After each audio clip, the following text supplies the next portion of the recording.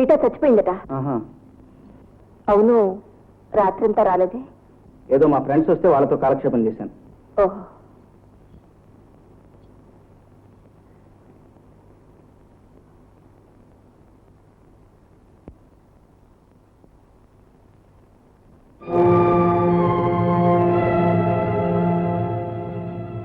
ఎవరతను?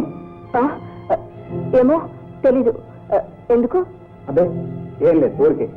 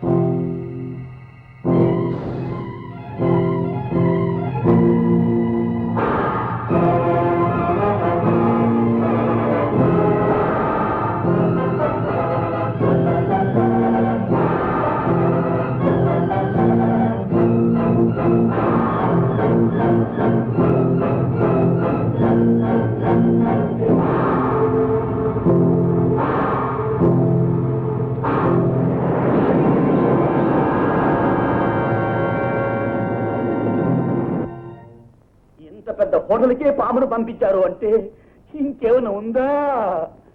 రేపు దయ్యాన్నే పంపించేటట్టున్నారు. గురు, వెంటనే పారిపోదాం ఇంకొక హోటల్కు. మనం ఇక్కడికి వచ్చింది పారిపోవడానికి కాదు, వాళ్ళని పరిగెత్తించడానికి. ప్రాణేశ్వరి అనే ఆవిడ ఎవరు, ఎక్కడ ఉంటుంది, వివరాలు వెంటనే కనుక్కో. లిల్లీతో నేను కూడా పోనా? ఏమీ అక్కర్లేదు, నేను తిరిగొచ్చేంత వరకు ఇక్కడే ఉంది. ఇక్కడే ఉండరమ్మా. మళ్ళీ ఆ దొంగ రాజకీయ పామును పంపిస్తే తూర్పు తిరిగి దండం పెట్టి. అంతేనా? వచ్చింది పడేది రిబ్బనా? ఇది కూడా దొంగ రాజకీయ పని ఉంటుంది. హలో హలో, లత ఎక్కడండి? ఈ రోజు సెలవు పెట్టి ఇంటికి వెళ్ళింది. ఇంటి అడ్రస్ ఏమిటి? సారీ సార్, చెప్పడానికి వీల్లేదు. అలా అంటే ఎలాగండి? ఆవిడ మా మేనమావ కూతురు, ఇంటికి టీకి రమ్మని పిలిచి అడ్రస్ ఇవ్వటం మర్చిపోయింది. ఇప్పుడు ఎలా? అంటే మీరు లత బావగారా?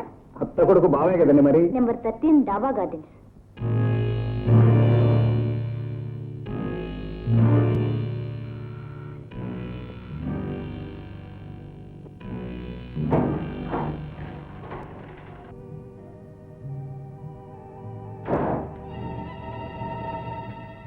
నీకు ఉత్తరం ఇచ్చాడు. ఎందుకు? ఎందుకో కూడా ఇందులోనే రాసింది. ఓకే.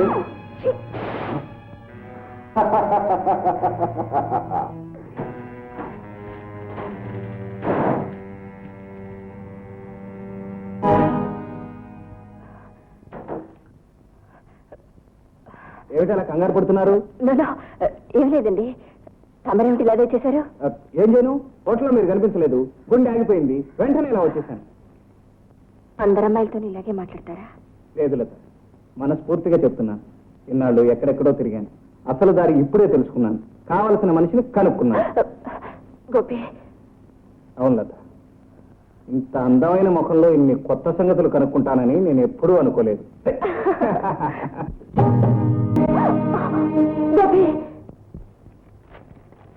గోపిని హెల్త్ సెంటర్కి తీసుకురా. ఓ, ఈ ఆహ్వానం నాకేనన్నమాట. ప్లీజ్ గోపి, నన్ను అర్థం చేసుకోండి. ఇంతకు ముందే అర్థం చేసుకున్నాను, కానీ ఇప్పుడు నువ్వు నన్ను అర్థం చేసుకోవాలి. కమాన్. ఏమిటిది? ఈ అమ్మాయి మన శత్రుకూటంలోని మనిషి. What do you mean? Yes mister Rajarao, ఈ అమ్మాయి పేరు లత. ఎయిర్పోర్ట్ లో నా దారికి అడ్డం వచ్చినప్పుడే అనుమానించాను. ఆ తర్వాత హోటల్లో అసిస్టెంట్ మేనేజర్ గా ప్రత్యక్షమైంది. అక్కడ నన్ను చంపడానికి ఎన్నో ప్రయత్నాలు చేసింది. అయితే అప్పుడే నాకు ఎందుకు చెప్పలేదు mister Gopi?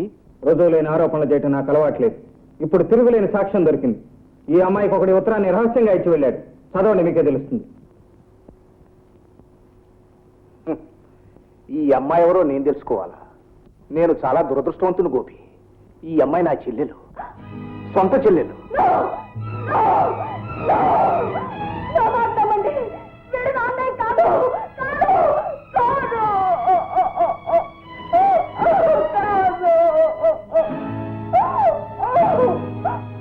Nothing to worry mister Rajarao.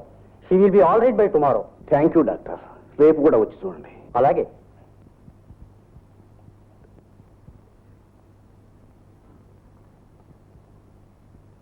జాగ్రత్తగా చూస్తుండమ్మా. అలాగే బాబు.